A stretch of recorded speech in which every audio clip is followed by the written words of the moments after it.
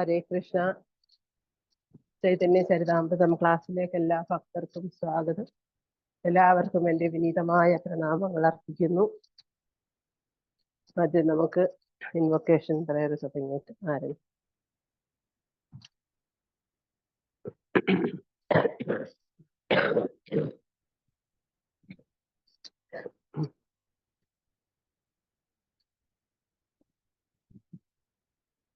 ഓം അജ്ഞാനതിമിരന്തസ്യ ജ്ഞാനഞ്ജനശലാകയ ചക്ഷുരുന്മീലിതം യേന തസ്മൈ ശ്രീഗുരവേ നമഃ.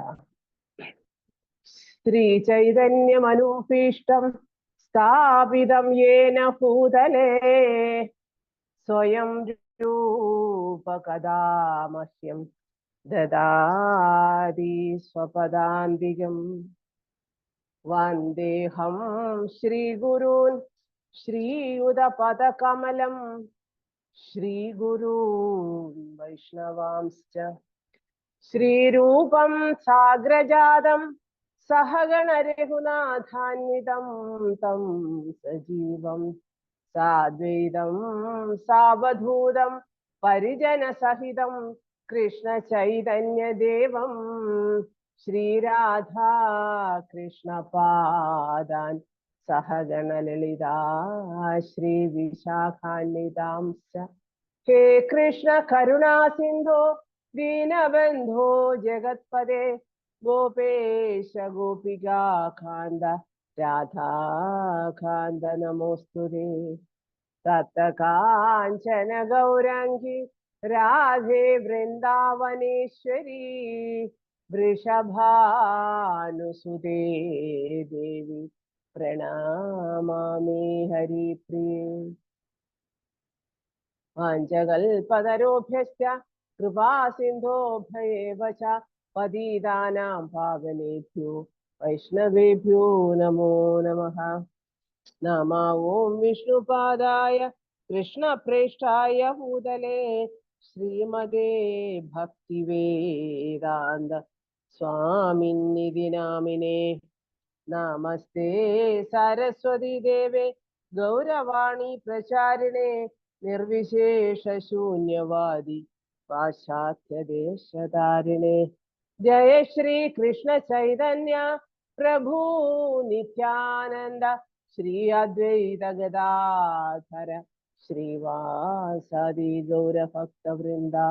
ഹരേ കൃഷ്ണ കൃഷ്ണ കൃഷ്ണ ഹരേ ഹരേ, ഹരേ രാമ രാമ രാമ ഹരേ ഹരേ. ഹരി ഓം. ജയ ജയ ശ്രീ ചൈതന്യ ജയ നിത്യാനന്ദ ജയ ദ്വൈത ചന്ദ്ര ജയ ഗൗരഭക്തവൃന്ദ. ജയ ജയ ശ്രീ ചൈതന്യ ജയ നിത്യാനന്ദ ജയ ദ്വൈത ചന്ദ്ര ജയ ഗൗരഭക്തവൃന്ദ. ജയ ജയ ശ്രീ ചൈതന്യ ജയ നിത്യാനന്ദ ജയ ദ്വൈത ചന്ദ്ര ജയ ഗൗരഭക്തവൃന്ദ. ഹരേ കൃഷ്ണ കൃഷ്ണ കൃഷ്ണ ഹരേ ഹരേ, ഹരേ രാം രാം രാം ഹരേ ഹരേ. ഹരേ കൃഷ്ണ കൃഷ്ണ കൃഷ്ണ ഹരേ ഹരേ, ഹരേ രാം രാം ഹരേ ഹരേ. കൃഷ്ണ കൃഷ്ണ കൃഷ്ണ കൃഷ്ണ ഹരേ ഹരേ, ഹരേ രാമ രാമ രാമ ഹരേ ഹരേ. ജയ ജയ പ്രഭുപാദ് ജയ ജയ പ്രഭുപാദ്. ജയ ജയ ഗുരുദേവ് ജയ ജയ ഗുരുദേവ്. നിതായ് ഗൗര ഹരി ബോൾ നിതായ് ഗൗര ഹരി ബോൾ. ദൈവം ശ്രീ വിഷ്ണുപാദ പരമഹംസ പരിവൃശാചാര്യ അഷ്ടോത്തര ശത സഭയാര ശരണ ഭക്തി വേദാന്ത സ്വാമി ശ്രീല പ്രഭുപാദ की जय. श्री श्री राधा माधव की जय. श्री श्री पंचतत्व की जय. नित्याय गौर प्रेमानंदे. हरि हरि बोल. हरे कृष्ण.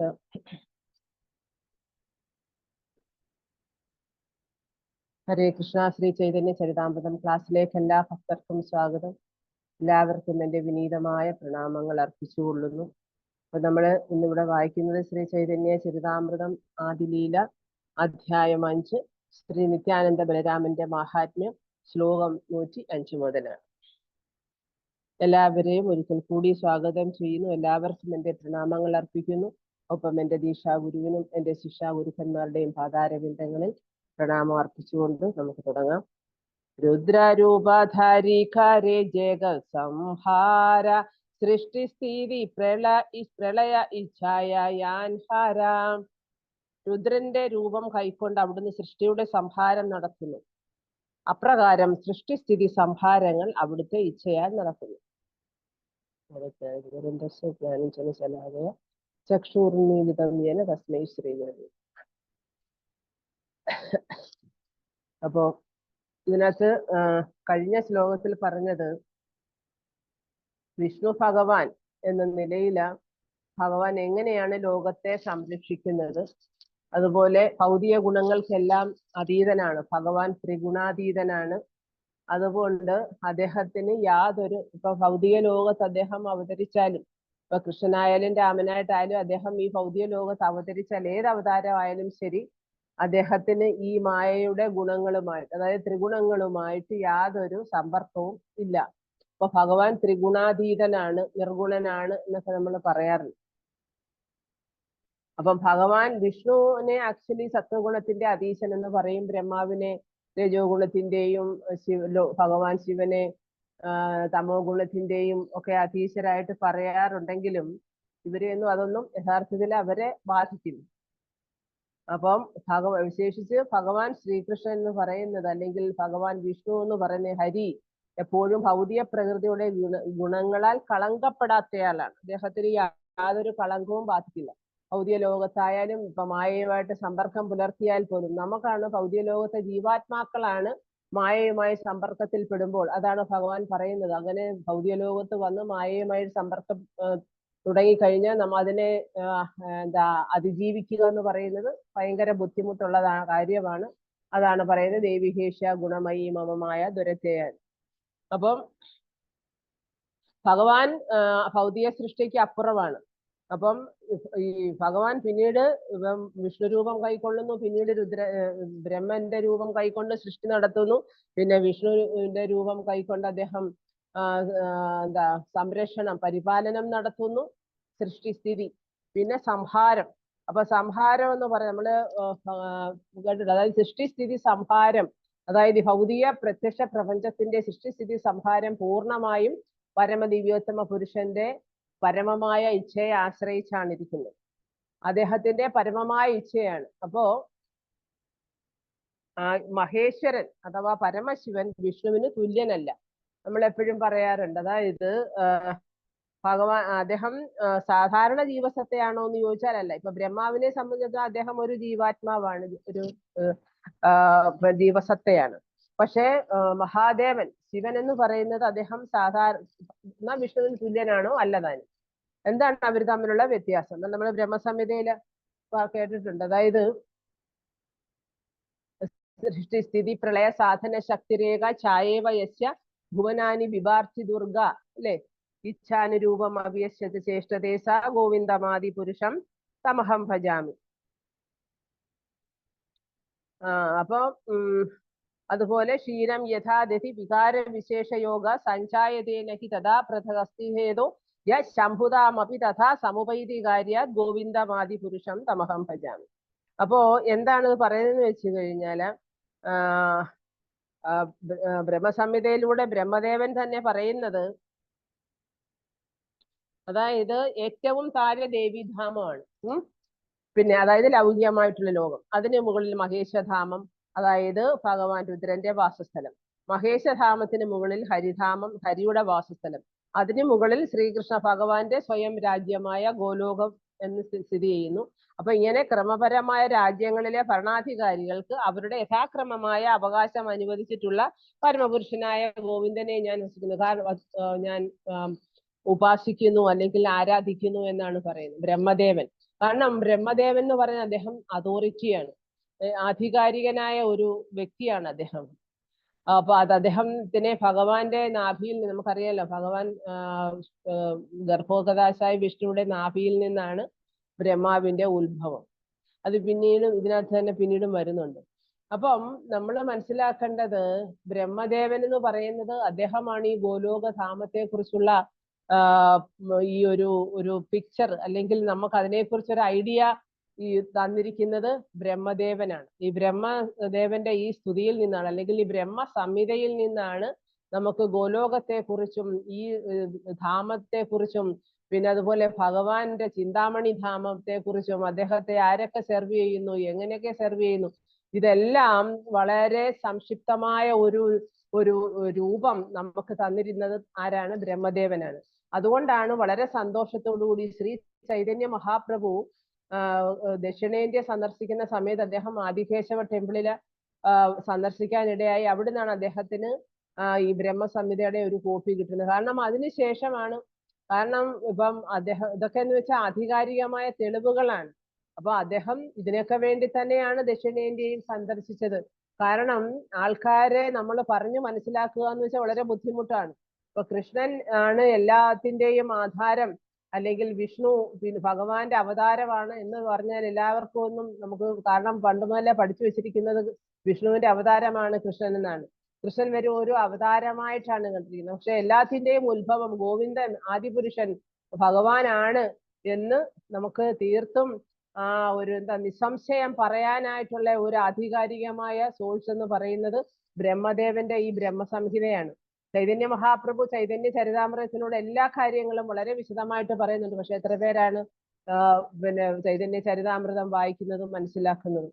അപ്പൊ നമുക്ക് ഈവൻ കേരളത്തിലെ ആൾക്കാർക്കായാൽ പോലും എന്താ പറയാ, ചൈതന്യ മഹാപ്രഭുവിനെ കുറിച്ച് ഈ ഒരു ധാരണയും ഇല്ലായിരുന്നു. അപ്പൊ നമ്മൾ പിന്നീട് കൃഷ്ണാവബോധത്തിൽ വരുമ്പോഴാണ് യഥാർത്ഥത്തിൽ നമ്മൾ യഥാർത്ഥ വസ്തുതകൾ, ആ സിറ്റീസ്, അതായത് യഥാരൂപത്തിൽ നമ്മൾ മനസ്സിലാക്കുന്നതും അങ്ങനെയാണ്. അപ്പം അതുപോലെ തന്നെ ഭൗതിക ലോകത്തിന്റെ സൃഷ്ടിസ്ഥിതി സംഹാരം, അതായത് നമ്മളിപ്പോ പറഞ്ഞ രുദ്രന്റെ രൂപം കൈക്കൊണ്ട് ഭഗവാൻ സൃഷ്ടിയുടെ സംഹാരം നടത്തും. ഭഗവാൻ തന്നെയാണ് അത് നടത്തുന്നത്. ഭഗവാൻ ശിവന്റെ രൂപം ഇപ്പൊ ബ്രഹ്മാവിന്റെ ആയാലും, ബ്രഹ്മാവ് ആക്ച്വലി ഒരു ജീവാത്മാവാണെങ്കിലും ചില സമയത്ത് അദ്ദേഹം വിഷ്ണു തന്നെ ആ ഒരു യോഗ്യത, ബ്രഹ്മാവിന്റെ ആ ഒരു പദം അലങ്കരിക്കാൻ ആളില്ലാതെ വരുമ്പം ഭഗവാൻ വിഷ്ണു തന്നെ അത് ഏറ്റെടുക്കും. അപ്പൊ എന്ന് പറയുന്നത് പോലെ ആണ് ഇവിടെ രുദ്രൻ പറയുന്നത് ഭഗവാന്റെ തന്നെ സൃഷ്ടിയാണ്, ഭഗവാന്റെ തന്നെ ആ സംഹാരം നടത്താൻ വേണ്ടി ശിവന്റെ രൂപം അദ്ദേഹം കൈക്കൊള്ളുന്നതാണ്. ഇപ്പൊ ഭൗതിക ലോകത്തിന്റെ സൃഷ്ടി സ്ഥിതി സംഹാര പ്രതിനിധിയായ ബാഹ്യമായ ഊർജമാണ്, അതായത് മായ അഥവാ ദുർഗാദേവി. ദുർഗ എന്ന് വെച്ചാൽ എന്താ അർത്ഥം? ദുർഗ എന്ന് വെച്ചാൽ ദുർഘടം, അതായത് വളരെ ബുദ്ധിമുട്ടാണ് ഈ ഭൗതിക ലോകം എന്ന് പറയുന്നത്, ദുർഘടം പിടിച്ചതാണ്. അതാണ് ഭഗവാൻ പറയുന്നത് ദുഃഖാലയമാണ്, അശാശ്വതമാണ്. ഇവിടെ ആരെങ്കിലും വരുന്നുണ്ടെങ്കിൽ അവർ എത്രയും വേഗം ഭഗവത് സേവനം ചെയ്ത് തിരിച്ചു പോകാൻ പറയുന്നത്. ഇവിടെ താമസിക്കാൻ നമുക്ക് പറ്റിയ സ്ഥലമല്ല, നമുക്ക് ജീവിക്കാൻ പറ്റിയ സ്ഥലമല്ല ഭൗതിക ലോകം എന്ന് പറയുന്നത്. മായ ദുർഘടമാണ്. അപ്പൊ എല്ലാവരും ആരാധിക്കപ്പെടുന്നുണ്ട്. ദുർഗ എന്ന് പറയുന്നത്, ദുർഗ ആരാണ്? ഒരുപാട് ആൾക്കാർ ഇന്നത്തെ ലോകത്ത് നമ്മൾ നോക്കുകഴിഞ്ഞാൽ ഒരുപാട് ആൾക്കാർ എന്തിനു വേണ്ടിയാണ്? ഭൗതിക നേട്ടങ്ങൾക്ക് വേണ്ടി ദുർഗയെ ആരാധിച്ചാൽ മതിയെന്ന് ഭാഗവതത്തിലും പറഞ്ഞു കൊടുത്തിട്ടുണ്ട്. അപ്പൊ ബഹു ദേവ ആരാധനയിലൂടെ ഭൗതിക ജീവിതത്തിലും ആത്മീയ ജീവിതത്തിലും എന്താ പറയാ, പുരോഗതി പ്രാപിക്കാൻ ആഗ്രഹിക്കുന്നവര്, ഇന്ന് ആത്മീയ ജീവിതത്തെ കുറിച്ച് ആർക്കും യാതൊരു ധാരണയും ഇല്ലാത്ത യുഗമാണ് കലിയുഗം എന്ന് പറയുന്നത്. നമ്മുടെ ഈ കൃഷ്ണാവബോധം വന്നതിന് ശേഷമാണ് അതിനെക്കുറിച്ച് കുറച്ചെങ്കിലും അല്പധാരണയും, അതേപോലെ ചൈതന്യ മഹാപ്രഭുവിനെ കുറിച്ച് നമ്മൾ കേൾക്കാനിടയാകുന്നതും ഒക്കെ. അപ്പം അതിനു മുമ്പൊക്കെ എന്ന് വെച്ച് കഴിഞ്ഞാൽ എല്ലാവർക്കും കുലദൈവങ്ങളായി, അല്ലെങ്കിൽ അത് തന്നെ ഭഗവാൻ പറഞ്ഞിട്ടുണ്ട് അവരോട്, അതായത് ദുർഗാദേവിയോട് പറഞ്ഞിട്ടുണ്ട്, നീ ഭൗതിക ലോകത്തെ ആൾക്കാരെ എല്ലാം സംരക്ഷിക്കണം. അത് അവരുടെ ഉത്തരവാദിത്തമാണ്, അവരുടെ ഒരു ഡ്യൂട്ടി എന്ന നിലയിൽ അത് ചെയ്യുന്നു. അപ്പം ആരുടെ മനസ്സുകൊണ്ടാണ്? അത് ഭഗവാന്റെ ഇംഗിതം കൊണ്ടാണ് അങ്ങനെ ചെയ്യുന്നത്. ആ ഇംഗിതം കൊടുക്കുന്ന ആ മനസ്സുള്ള ആരാണ്? പരമദിവ്യോത്തമ പുരുഷനായിട്ടുള്ള ഭഗവാൻ ശ്രീകൃഷ്ണൻ. അപ്പം ഇതൊക്കെ നമ്മൾ ശരിയായ രീതിയിൽ മനസ്സിലാക്കിയാലേ നമുക്ക്, അല്ലെങ്കിൽ എപ്പോഴും സംശയങ്ങളായിരിക്കും എന്താണ് അങ്ങനെ. അപ്പൊ അതാണ്. അപ്പോ പ്രപഞ്ചത്തിന്റെ എല്ലാം നടക്കുന്നത്, അതായത് സൃഷ്ടിയായാലും സ്ഥിതിയായാലും സംഹാരമായാലും ഭഗവാൻ ഒരിക്കൽ തോന്നുന്നു ഭഗവാന്റെ ഇച്ഛയ്ക്ക് വിധേയമായിട്ട് ഭഗവാൻ തന്നെ തോന്നുകയാണ് സൃഷ്ടി നടത്തിയാൽ എന്താ, ഉടനെ അദ്ദേഹം സൃഷ്ടി നടത്താനുള്ള ആരംഭം കുറിക്കുന്നു. ആദ്യം തന്മാത്രകളെ സൃഷ്ടിക്കുന്നു, പിന്നെ മഹത്വത്വം സൃഷ്ടിക്കുന്നു, ഭൗതിക പ്രപഞ്ചം സൃഷ്ടിക്കുന്നു, ഭൗതിക പ്രപഞ്ചത്തില് ജീവാത്മാക്കളെ സൃഷ്ടിക്കുന്നു. പിന്നെ അതിനു മുൻപായിട്ട് തന്നെ അദ്ദേഹം ഓരോ ഗ്രഹത്തിലും ഉൾപ്പോകുന്നു. അപ്പൊ ഇതൊക്കെ നമ്മൾ പഠിച്ചിട്ടുള്ള കാര്യങ്ങളാണ്. അപ്പോ ആ എല്ലാം നടക്കുന്ന എങ്ങനെ, പിന്നെ അദ്ദേഹം അതിനെ പരിപാലിക്കുന്നു. അദ്ദേഹത്തിന്റെ ഡ്യൂട്ടിയാണ്. വിഷ്ണു രൂപം കൈക്കൊണ്ട് അദ്ദേഹം ഈ പ്രത്യക്ഷ പ്രപഞ്ചത്തെ അദ്ദേഹം നിലനിർത്തുന്നു. പിന്നെ അദ്ദേഹത്തിന്റെ തന്നെ പരമ ഇച്ഛയാൽ ഈ ഭൗതിക ലോകം സംഹരിക്കപ്പെടുകയും ചെയ്യുന്നു. അപ്പൊ അതാണ് അദ്ദേഹം ആ സമയത്ത് സംഹാരം നടത്തുന്നതിനായിട്ട് രുദ്രന്റെ രൂപം കൈക്കൊള്ളുന്നു പറയുന്നത്. അപ്പൊ ഇതെല്ലാം ഭഗവാന്റെ ഇച്ഛ പോലെയാണ് നടക്കുന്നത്. അപ്പൊ മഹേശ്വരൻ അഥവാ പരമശിവൻ വിഷ്ണുവിന് തുല്യനല്ലെങ്കിലും ഒരു സാധാരണ ജീവസത്തയല്ല. കാരണം അദ്ദേഹം വിഷ്ണു എന്ന് പറയുന്ന എപ്പോഴും ആരാധിക്കുന്ന, അതായത് അദ്ദേഹം തന്നെ പാർവതി ദേവിയോട് പറയുന്നുണ്ട്, വിഷ്ണു രാധ ആരാധന സർവേശം, എല്ലാ ആരാധനകളിൽ വെച്ച് ഏറ്റവും ശ്രേഷ്ഠമായിട്ടുള്ള ആരാധന വിഷ്ണു ആരാധനയാണ്.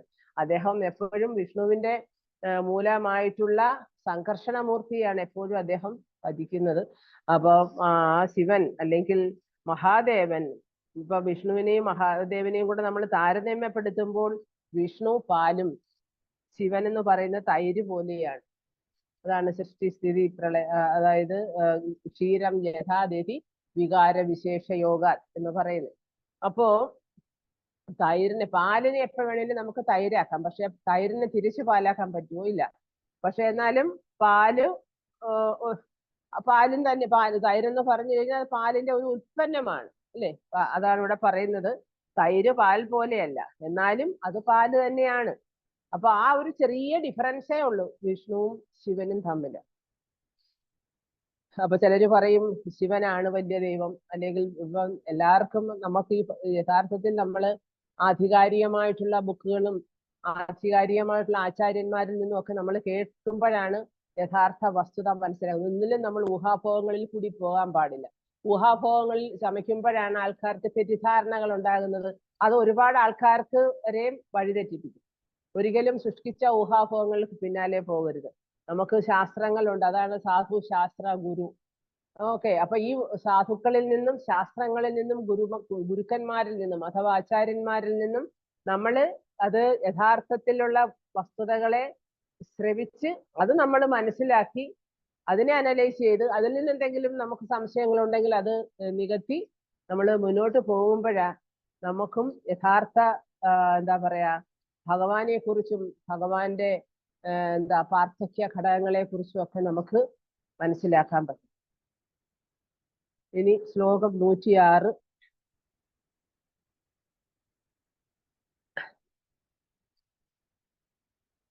ഹിരണ്യഗർഭ അന്തര്യാമി ജഗത്കാരണ യാൻഡ്ര അംശ കരി വിരാട കൽപ്പന.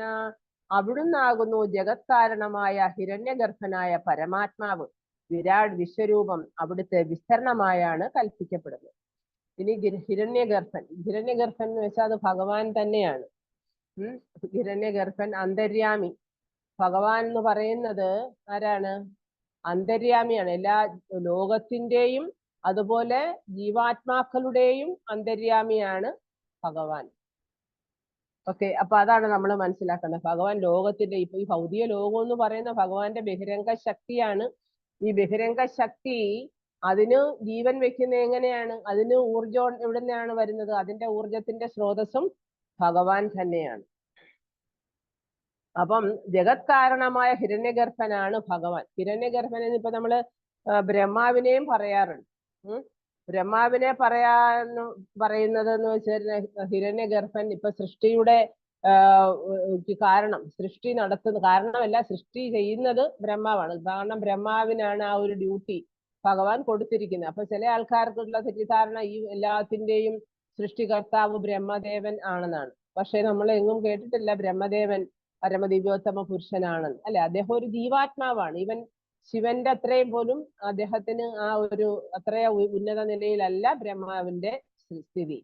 അദ്ദേഹം ഭഗവാന്റെ നാഭിയിൽ നിന്ന് ഉത്ഭവിച്ചതാണ്. അവർക്ക് നമ്മൾ നേരത്തെ പറഞ്ഞിട്ടുണ്ട് ബ്രഹ്മാദി കവേ, അതായത് ഹൃദയാദികവേ ജന്മാദശ യഥോന്വയാത് വിരതശ്ചാർത്തേഷു അഭിജ്ഞസ്വരാൻ തേനേ ബ്രഹ്മ ഹൃദയ ആദി കവയെ മുഖ്യന്തി യസൂരേഹ. ബ്രഹ്മാവിന് പോലും വേദ ഉപദേശങ്ങൾ നൽകിയത് ആരാണ്? ഭഗവാൻ ശ്രീകൃഷ്ണനാണ്, അല്ലെങ്കിൽ ഭഗവാൻ വിഷ്ണുവാണ്. അപ്പോ നമ്മൾ മനസ്സിലാക്കേണ്ടത് പരമാത്മാവാണ്. എല്ലാ ഹിരണ്യഗർഭനായിട്ടുള്ള പരമാത്മാവ് ആണ് ജഗത് കാരണമായിട്ടുള്ള ഭഗവാൻ. അതുകൊണ്ടാണ് ഗോപികമാര് പാടുന്നുണ്ട്, നഖലു ഗോപികാനന്ദനോ ഭവാൻ അഖില ദേഹിനാമന്തരാത്മദൃക്.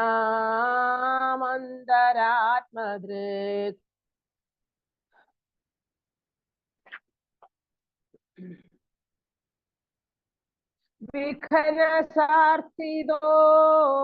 വിശ്വഗുപ്തയേ സഖൗദേവാൻ സാത്വതാം കുലേ. ഹേ സഹ, യഥാർത്ഥത്തിൽ അങ്ങ് യശോദയുടെ പുത്രനല്ല, എല്ലാ ശരീരികളുടെയും ഉള്ളിൽ സ്ഥിതി ചെയ്യുന്ന സാക്ഷിയായ പരമാത്മാവാണ് അവിടുന്ന്. പ്രപഞ്ച സംരക്ഷണം ആവശ്യപ്പെട്ട് ബ്രഹ്മാവ് പ്രാർത്ഥിച്ചത് കൊണ്ടാണ് അങ്ങ് സാത്വക കുലത്തിൽ വന്ന് അവതരിച്ചിരിക്കുന്നത്. അപ്പൊ ഗോപികമാര് ഭഗവാനോട് പറയാ, അങ്ങ് നിങ്ങൾ വിചാരിക്കുന്നുണ്ടാവും നിങ്ങൾ യശോദാ മാതാവിന്റെ പുത്രനാണ്, അല്ലെങ്കിൽ നന്ദഗോപരുടെ മകനാണെന്നൊക്കെ ആയിരിക്കും നിങ്ങളുടെ ധാരണ. പക്ഷേ ഒരു ഗോപിഗീതത്തിൽ പാടുന്നതാണ്, നിങ്ങൾ യശോദ മാതാവിന്റെയോ നന്ദഗോപരുടെയോ ഒന്നും മകനല്ല, നിങ്ങൾ അഖില ദേഹിനാം അന്തരാത്മത, എല്ലാ ദേഹികളുടെയും അന്തരാത്മാവായിട്ട് സ്ഥിതി ചെയ്യുന്ന ആളാണ് അങ്ങ്, പരമാത്മാവാണ്. അതേപോലെയാണ് ഇവിടെ പറയുന്നത്, പരമാത്മ അന്തര്യാമി ജഗത് കാരണ ഹിരണ്യഗർഭ എന്നൊക്കെ പറയുന്നത് എന്താണ്? അതായത് ജഗത് കാരണമായ ഹിരണ്യഗർഭനായ പരമാത്മാവ്. അതുപോലെ തന്നെ വിരാട രൂപം, വിശ്വരൂപത്തെ കുറിച്ച് നമ്മൾ കേട്ടിട്ടുണ്ട്. ഭഗവാൻ അർജുനന് വിശ്വരൂപം കാട്ടിക്കൊടുത്തു, അങ്ങനെ ദുര്യോധന് കാട്ടിക്കൊടുത്തിട്ടുണ്ട്. ഈ വിശ്വരൂപത്തിന്റെയൊക്കെ ഉറവിടം എന്ന് പറയുന്നത് എന്താണ്? ഇത് ഭഗവാന്റെ വിസ്തരണം തന്നെയാണ്. അത് ഒരു പരിധി വരെ അതൊരു സാങ്കല്പികമാണ്, അതൊരിക്കലും ശാശ്വതമല്ല. ഭഗവാന്റെ എല്ലാ രൂപങ്ങളും ശാശ്വതം തന്നെയാണ്. പക്ഷെ വിരാട രൂപം എന്ന് പറയുന്നത് താൽക്കാലികമായിട്ട് ഉള്ള ഒരു ഭൗതിക ലോകത്തെ എല്ലാം ബന്ധപ്പെടുത്തിക്കൊണ്ടുള്ള ഭഗവാന്റെ ഒരു രൂപമാണ്.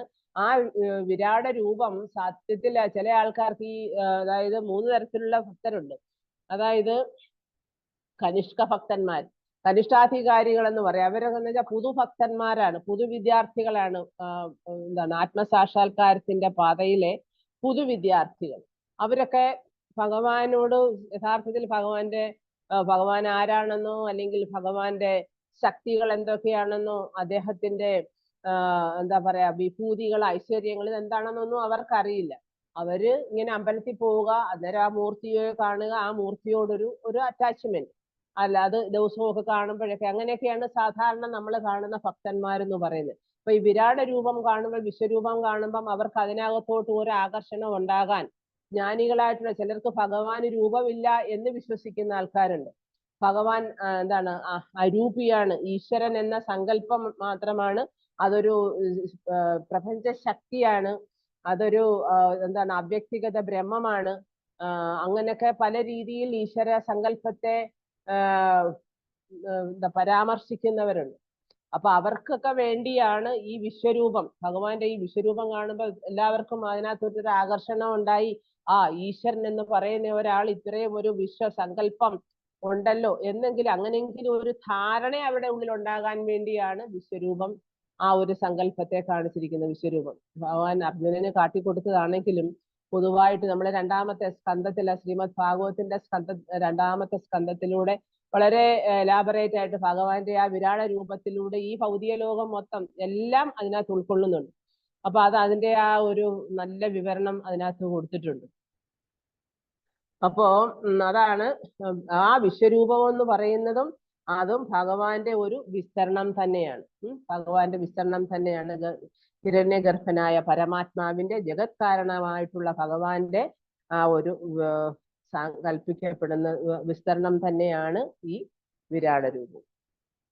ഹേന നാരായണയാൻര അംശേര അംശ സേയി പ്രഭു നിത്യാനന്ദ സർവ അവതംസ. ആ നാരായണൻ എല്ലാ അവതാരങ്ങളുടെയും പ്രഭവമായ നിത്യാനന്ദ ബലരാമന്റെ സമഗ്ര വിസ്തരണത്തിന്റെ വിസ്തരണമാണ്. ആക്ച്വലി നമ്മൾ നിത്യാനന്ദ ബലരാമന്റെ മഹാത്മ്യത്തെ കുറിച്ചാണ് പറയുന്നത്. അപ്പം നമ്മൾക്ക് നിത്യാനന്ദൻ ആരാണ്? നമ്മൾ ആദ്യം ചൈതന്യ മഹാപ്രഭുവിനെ കുറിച്ച് അറിയില്ല, നിത്യാനന്ദ പ്രഭുവിനെ കുറിച്ച് അറിയില്ല. അപ്പൊ നമ്മൾ ഇതൊക്കെ വായിക്കുമ്പോഴാണ് ആക്ച്വലി ഭഗവാന്റെ ആ നിത്യാനന്ദ പ്രഭു യഥാർത്ഥത്തിൽ ആരാണ്. നമ്മൾ പറയും ബലരാമന്റെ തന്നെ അവതാരം ആണ്. ശ്രീരാമനോടൊപ്പം ലക്ഷ്മണൻ അവതരിച്ചതുപോലെ ഭഗവാൻ ശ്രീകൃഷ്ണനോടൊപ്പം ബലരാമൻ അവതരിച്ചതുപോലെ ശ്രീ ചൈതന്യ മഹാപ്രഭുവിനോടൊപ്പം അദ്ദേഹത്തിന്റെ ദൗത്യം കാത്തു സംരക്ഷിക്കാനായിട്ട്, അല്ലെങ്കിൽ അദ്ദേഹത്തിന്റെ ദൗത്യം നിറവേറ്റാനായിട്ട് അദ്ദേഹത്തോടൊപ്പം സന്തത സഹചാരിയായി ബലരാമൻ എന്ന ആ എന്താണ് പറയാ അവതാരം, അത് നിത്യാനന്ദ പ്രഭുവായിട്ട് വന്നു. അതായത് ഇവരൊക്കെ ശാശ്വതരായിട്ടുള്ള അവതാരങ്ങളാണ്, ഭഗവാന്റെ ശാശ്വത അവതാരങ്ങളാണ്.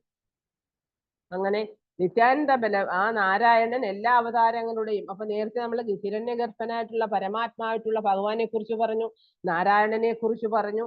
അപ്പൊ ഈ നാരായണൻ എന്ന് പറയുന്ന എല്ലാ അവതാരങ്ങളുടെയും പ്രഭവമായ നിത്യാനന്ദ ബലരാമന്റെ സമഗ്ര വിസ്തരണത്തിന്റെ വിസ്തരണമാണ്.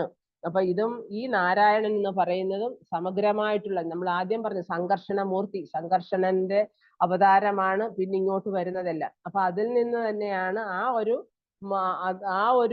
എന്താ പറയാ മൂല കാരണത്തിൽ നിന്നാണ് ഈ പറഞ്ഞ നാരായണന്റെയും വിസ്തരണം ഉണ്ടായിരിക്കുന്നത്. ദേശാമ ശ്ലോകേര അർത്ഥ കൈല വിവരാണ ഏകാദേശ ശ്ലോകേര അർത്ഥ ശൂനദീയമാന. ഇപ്രകാരം ഞാൻ 10ാമത്തെ ശ്ലോകം വിസ്തരിച്ചു. ഇനി ദയവായി 11ാമത്തെ ശ്ലോകത്തിന്റെ സാരം പൂർണ്ണ മനസ്സോടെ ശ്രവിച്ചാൽ. കൃഷ്ണദാസ കവിരാജ ഗോസ്വാമി ഗ്രന്ഥകർത്താവ്, അദ്ദേഹം ഒരു നിത്യാനന്ദ പ്രഭുവിന്റെ മഹാത്മ്യം പറഞ്ഞു വന്നിട്ട് അദ്ദേഹം ഓരോ ശ്ലോകത്തെയും വിസ്തരിച്ച് അത് വിഭജിച്ച് പറഞ്ഞു കൊണ്ടുവരികയാണ്.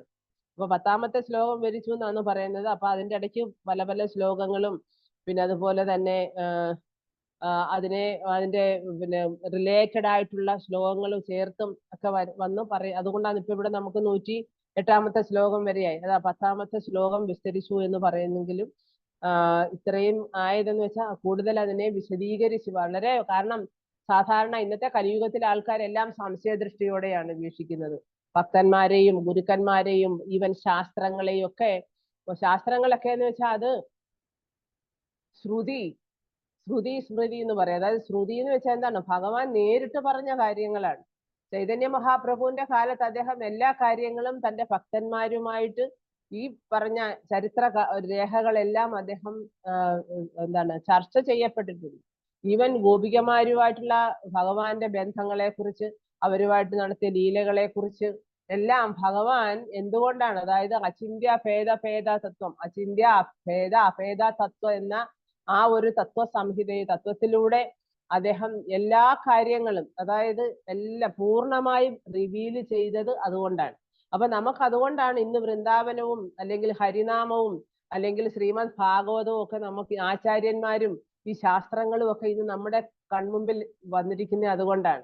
അല്ലെങ്കിൽ ഇതിനെക്കുറിച്ചൊന്നും ആരും പറഞ്ഞു തരാനോ അല്ലെങ്കിൽ അതിന് തയ്യാറാകാനോ ആരും ഉണ്ടായിരുന്നില്ല.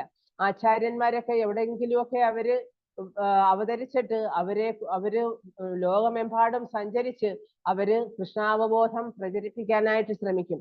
പക്ഷെ വളരെ കുറച്ച് ആൾക്കാർക്ക് മാത്രമേ അതിനെ, വിശേഷിച്ച് കലിയുഗമായതുകൊണ്ട് കലിയുഗത്തിലെ ആൾക്കാരെ ശാസ്ത്രങ്ങളൊക്കെ പഠിപ്പിച്ച് കേൾപ്പിക്കുക എന്ന് പറയുന്നത് വളരെ ബുദ്ധിമുട്ടുള്ള കാര്യമാണ്. എല്ലാവരെയും വിശ്വസിപ്പിച്ചു കൊണ്ടുവരിക എന്നുള്ളത്. അതുകൊണ്ടാണ് ആചാര്യന്മാരൊക്കെ അന്നത്തെ കാലത്ത് ഒരുപാട് സ്ട്രഗിൾ ചെയ്തിട്ടുണ്ട്. ഈവൻ ശ്രീല പ്രഭുപാദയായാലും അദ്ദേഹം ഒരുപാട് അദ്ദേഹം ഈ ഒരു പ്രസ്ഥാനം ഒന്ന് എസ്റ്റാബ്ലിഷ് ചെയ്യാനായിട്ട്, കാരണം ഇത് ആൾറെഡി എസ്റ്റാബ്ലിഷ്ഡ് ആണ്.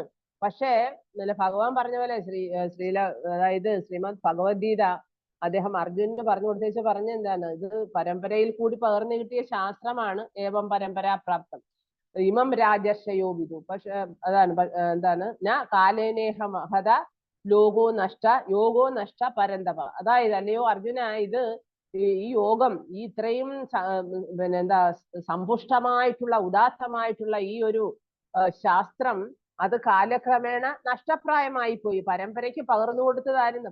പരമ്പരയിലൂടെ ഈ പകർന്നു വന്ന ഈ ശാസ്ത്രം കാലക്രമേണ കാരണം ചില സമയത്ത് ചില ആചാര്യന്മാർക്ക്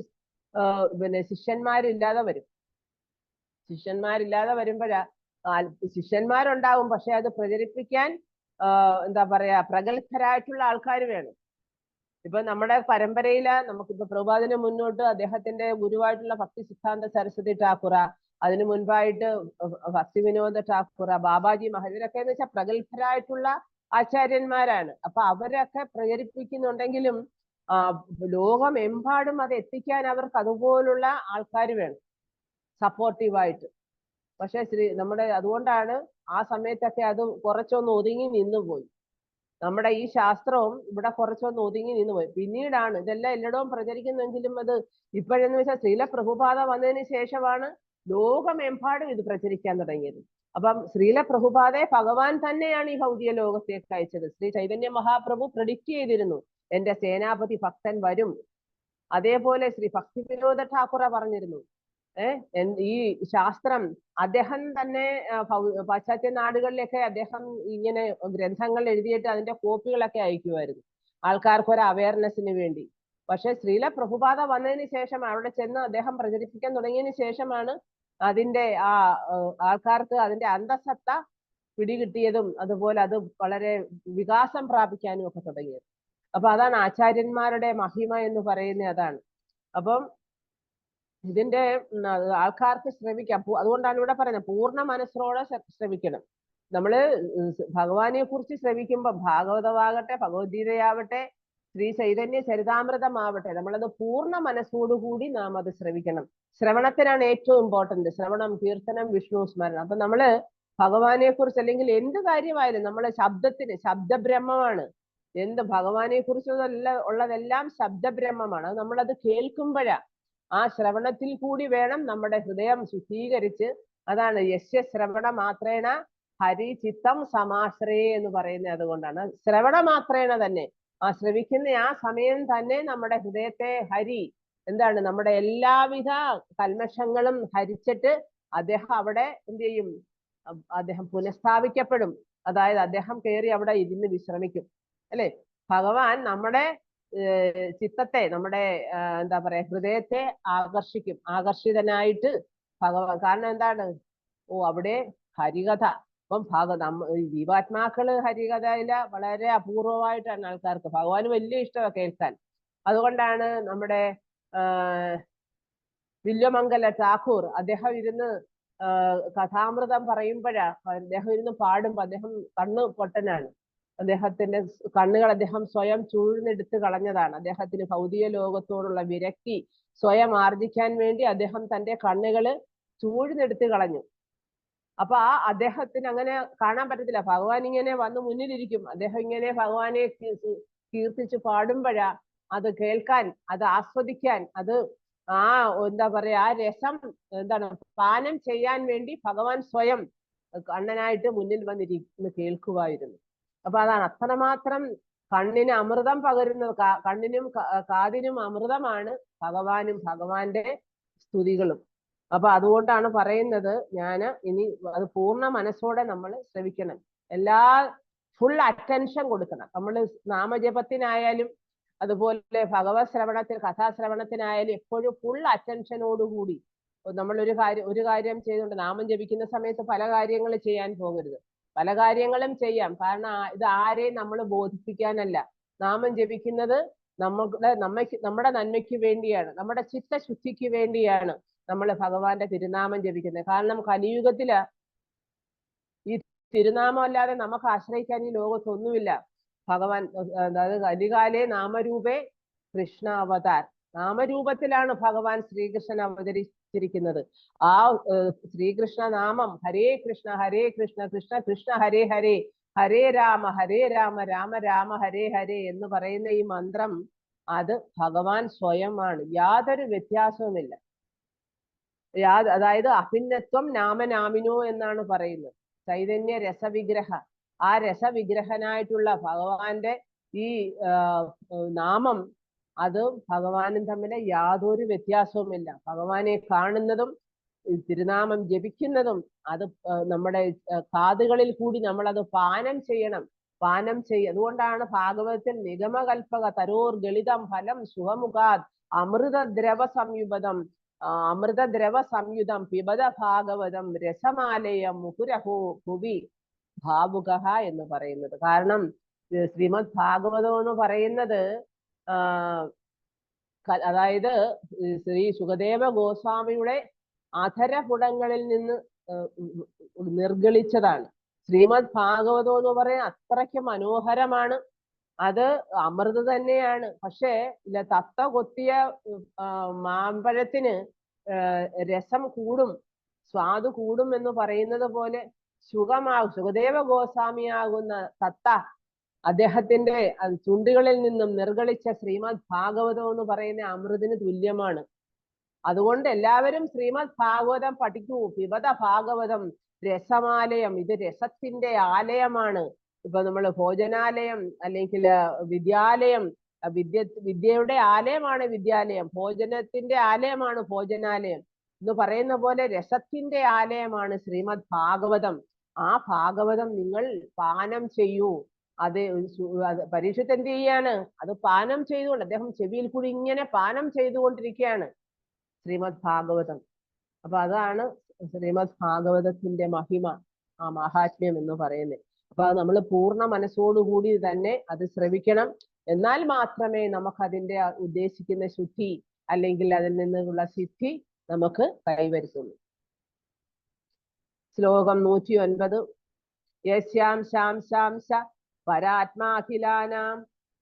പരാത്മാഖിലാനാം ഓഷ്ടവിഷ്ണുർഭാതി ദുഃഖാഭിശായി ശൗണീഭർത്തായത്കാലസോപ്യന്യന്തസ്തം ശ്രീ നിത്യാനന്ദരാമം പ്രപദ്യേ.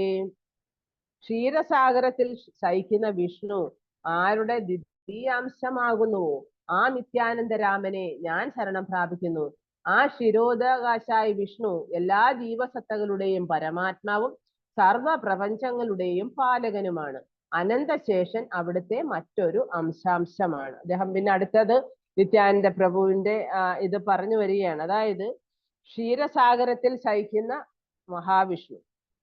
അപ്പൊ നമ്മള് നേരത്തെ പഠിച്ചിട്ടുണ്ട്. അതായത് പ്രകൃതിയും സ്വാമവഷ്ടഭ്യ വിസ്രജാമി പുനഃ പുനഃ ഭൂതഗ്രാമമിമം കൃഷ്ണം അവശം പ്രകൃതേർ വശാത്. പ്രപഞ്ച പ്രവർത്തനം എന്റെ അധീനതയിലാണ്. എന്റെ ഇച്ഛയ്ക്കനുസരിച്ച് അത് വീണ്ടും വീണ്ടും ആവിർഭവിക്കുകയും ഒടുവിൽ തിരോഭവിക്കുകയും ചെയ്യും. അതായത് ശ്രീമദ് ഭഗവത്ഗീതയില കൊടുത്തിട്ടുള്ള ഒരു ശ്ലോകം ഭഗവാൻ പറയുന്നത് എന്താണെന്ന് വെച്ച് കഴിഞ്ഞാല്, ഭൗതിക പ്രകൃതി, അപ്പം ഭഗവാൻ ഭൗതിക ലോകത്ത് ശിരോദാകാശായി വിഷ്ണുവായിട്ട്, പിന്നെ അതുപോലെ തന്നെ ആദ്യം കാരണഗോദാശായി വിഷ്ണു. അതായത് ഭഗവാന്റെ അധമ ശക്തിയുടെ ആവിഷ്കാരമാണ് പ്രപഞ്ചം. അപ്പൊ സൃഷ്ടിവേളയില ഭൗതിക ശക്തി മഹത്തത്വം എന്ന പേരിൽ വേർതിരിക്കപ്പെട്ടു. ഭഗവാന്റെ ആദ്യ പുരുഷ അവതാരമായ മഹാവിഷ്ണു ആണ് ഈ പ്രപഞ്ചത്തിൽ ആദ്യം ഉൾപ്പോകുന്നത്. അപ്പൊ അതിനെ നമ്മൾ മഹാവിഷ്ണു എന്നും പറയും. കാരണഗദാശായ വിഷ്ണു എന്ന് പറയുന്നത് കാരണ ജലത്തിൽ അദ്ദേഹം വസിക്കുന്നത് കൊണ്ടാണ്. പിന്നെ അതാണ് കാരണ സമുദ്രത്തിൽ കിടക്കുന്ന അദ്ദേഹത്തിന്റെ ഉച്ഛ്വാസങ്ങളിൽ നിന്നാണ്. അതായത് അദ്ദേഹം ശ്വസിക്കുമ്പോഴും നിശ്വസിക്കുകയും ചെയ്യുമ്പോഴാണ് ആ ഉച്ഛ്വാസങ്ങളിൽ നിന്ന് എണ്ണമറ്റ പ്രപഞ്ചങ്ങൾ, അത് നമുക്കൊന്നും എണ്ണ തീർക്കാനൊക്കത്തില്ല, എല്ലാം അസംഖ്യമാണ്. അസംഖ്യം പ്രപഞ്ചങ്ങൾ ഉളവാകുന്നു. അങ്ങനെ അദ്ദേഹം പിന്നീട് ഓരോ പ്രപഞ്ചവും, അതായത് ഓരോ ഗ്രഹങ്ങളും വരുന്നു എന്നാണ്. അപ്പൊ ഈ ഗ്രഹങ്ങളൊക്കെ സൃഷ്ടിക്കപ്പെട്ട് കഴിയുമ്പോഴാണ് അവിടെ ഓരോ ഗ്രഹത്തിലും, അതായത് ഓരോ പ്രപഞ്ചത്തിലും ഗർഭോഗദാശായ വിഷ്ണുവിന്റെ രൂപത്തിൽ ഭഗവാൻ വീണ്ടും പ്രവേശിക്കും. കാരണം ഈ അദ്ദേഹത്തിന് ഉച്ഛ്വാസ വായുവിൽ നിന്നാണ് വരുന്നെങ്കിലും ഇതിന് അദ്ദേഹം വീണ്ടും അതിനകത്ത് പ്രവേശിച്ചാൽ മാത്രമേ അതിനകത്ത് അദ്ദേഹത്തിന്റെ ഊർജം ഉണ്ടാവൂ, അഥവാ ശക്തി ആവേശിച്ചു കൊടുക്കാൻ പറ്റൂ ആ ഗ്രഹത്തിന് അല്ലെങ്കിൽ ആ ഒരു പ്രപഞ്ചത്തിന്. അപ്പൊ നമ്മൾ ഇന്ന് കാണുന്ന ഈ പ്രപഞ്ചം വളരെ ഊർജ്ജസ്വലമാണ്.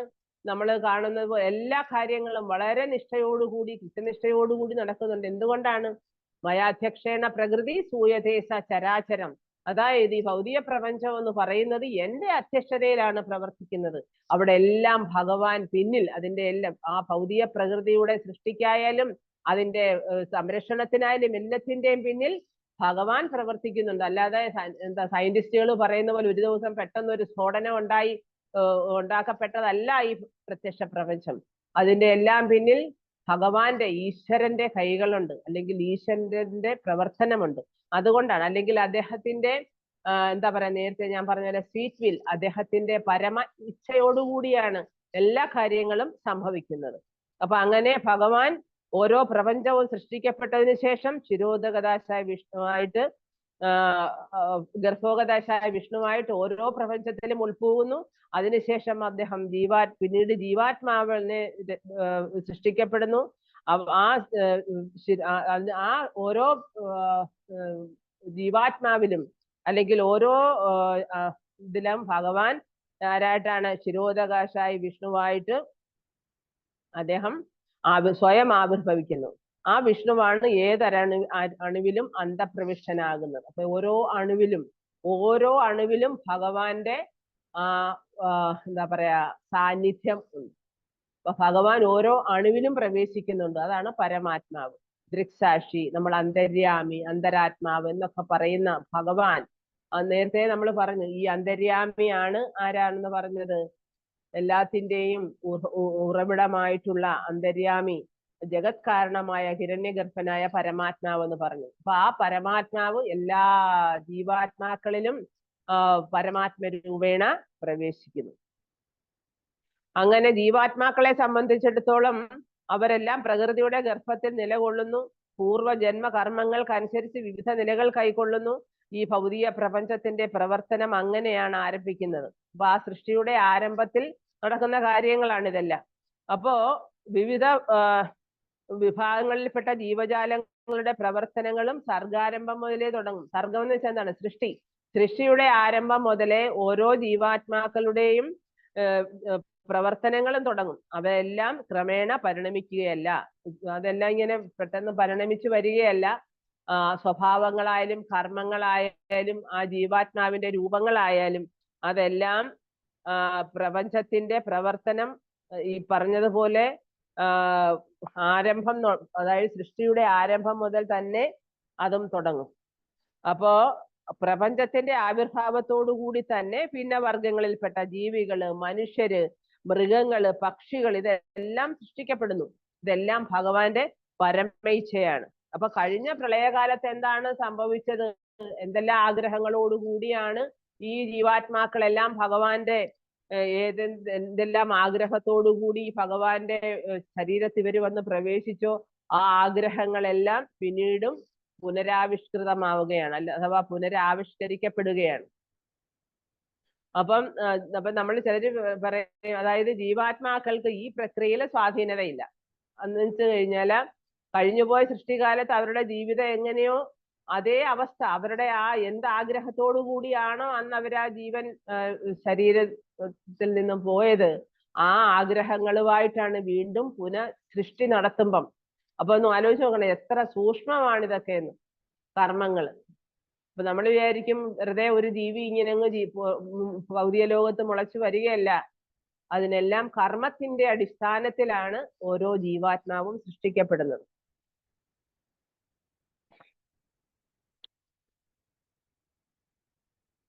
അപ്പോ നമ്മൾ പറഞ്ഞു വന്നത്, അപ്പൊ ക്ഷീരോദാശായ വിഷ്ണു എല്ലാ ജീവസത്തകളുടെയും പരമാത്മാവും സർവ പ്രപഞ്ചങ്ങളുടെയും പരിപാലകനുമാണ്. അനന്തശേഷൻ അവിടുത്തെ മറ്റൊരു അംശാംശമാണ്. അപ്പൊ അനന്തശേഷനിലാണല്ലോ ഭഗവാൻ വിഷ്ണു ശയിക്കുന്നത്. അപ്പൊ ഈ അനന്തശേഷൻ എന്ന് പറയുന്നത് തന്നെ, അല്ലെങ്കിൽ ബലരാമൻ, അല്ലെങ്കിൽ നിത്യാനന്ദ പ്രഭു, ഇവരുടെയൊക്കെ ലക്ഷ്യം അല്ലെങ്കിൽ അവരുടെ ദൗത്യം എന്ന് പറയുന്നത് ഭഗവാനെ സേവിക്കലാണ്, അല്ലെ? ഇപ്പൊ നമ്മുടെ കലിയുഗത്തിലാ ഭഗവാന്റെ അനന്തശേഷന്റെ അല്ലെങ്കിൽ ബലരാമന്റെ ആ രൂപം പല രൂപത്തിൽ ഭൗതിക ലോകത്ത് ഭഗവാൻ ശ്രീ ചൈതന്യ മഹാപ്രഭുവിനോടൊപ്പം വന്നിട്ടുണ്ട്, ശ്രീ നിത്യാനന്ദ പ്രഭുവിനോടൊപ്പം. പിന്നെ അതുപോലെ നമ്മുടെ മൃദംഗം, കരത്തല, ഈവൻ എല്ലാത്തിനും ഭഗവാന്റെ എന്താ പറയാ, അദ്ദേഹം ധരിക്കുന്ന ചെരുപ്പ്, വസ്ത്രം, ആഭരണങ്ങൾ, ഇതിനെല്ലാം റെപ്രസെന്റ് ചെയ്യുന്നത് ബലരാമനാണ്, അഥവാ നിത്യാനന്ദ പ്രഭുവാണ്. അപ്പൊ അതുകൊണ്ടാണ് ഭഗവാൻ അംശാംശമാണ്, അംശത്തിന്റെ അംശമാണ് അനന്തശേഷൻ. അപ്പൊ ഈ അനന്തശേഷന്റെ അവരുടെ ലക്ഷ്യം, അദ്ദേഹത്തിന്റെ എന്ന് വെച്ച് കഴിഞ്ഞാൽ ജസ്റ്റ് സേവിക്കുക, ഭഗവാനെ സേവിക്കുക എന്നുള്ള. അപ്പൊ അവർക്ക് അദ്ദേഹത്തിന് പോലും സ്വന്തമായിട്ട് എൻജോയ്മെന്റ് ഇല്ല. അപ്പൊ പരമമായിട്ടുള്ള ആസ്വാദകൻ എന്ന് പറയുന്നത് ഭഗവാൻ ശ്രീകൃഷ്ണൻ തന്നെയാണ്. അപ്പൊ അതിൽ നിന്നാണ് ഈ മറ്റ് സംഘർഷണമായാലും മൂർത്തിയായാലും മറ്റ് അവതാരങ്ങളും, അതായത് ചതുർവ്യൂഹങ്ങൾ ഉണ്ടാകുന്നതും അടുത്ത ചതുർവ്യൂഹങ്ങൾ ഉണ്ടാകുന്നതും ബലരാമൻ അവതാരം ഉണ്ടാകുന്നതും പിന്നെ അവിടുന്ന് ഇങ്ങോട്ട് ഓരോരോ അവതാരങ്ങളും, പിന്നെ 3 വിഷ്ണു പുരുഷാവതാരങ്ങൾ, പിന്നെ വരുന്ന ലീലാവതാരങ്ങൾ, ഇതെല്ലാം തന്നെയും എല്ലാം ഭഗവാന്റെ പരമൈച്ഛയോടുകൂടി നടക്കുന്ന കാര്യങ്ങളാണ്. ശ്ലോകം 110. നാരായണേരനാഭിനാളമധ്യേ ധരണീരമധ്യേ സപ്ത സമുദ്രയേഗണി. നാരായണന്റെ നാഭി പത്മനാളത്തിൽ ഭൗതിക ലോകങ്ങൾ വിശ്രമിക്കുന്നു. ഈ ലോകങ്ങൾക്കിടയിൽ സപ്ത സമുദ്രങ്ങളാണ്. അപ്പോ അതായത് ഭഗവാന്റെ നാഭി പത്മനാളം, അപ്പൊ നമ്മൾ നേരത്തെ പറഞ്ഞു, ആദ്യം കാരണഗതാശായ വിഷ്ണു, അതായത് കാരണജലത്തിൽ വസിക്കുന്ന അദ്ദേഹം, പിന്നീട് ഭഗവാൻ ഓരോ ഗ്രഹങ്ങളെ സൃഷ്ടിക്കപ്പെടും. അതായത് അദ്ദേഹത്തിന്റെ രോമകൂപങ്ങളിൽ നിന്ന് ശ്വാസോച്ഛ്വാസത്തിൽ നിന്ന് ഓരോ ഗ്രഹങ്ങൾ സൃഷ്ടിക്കപ്പെടും.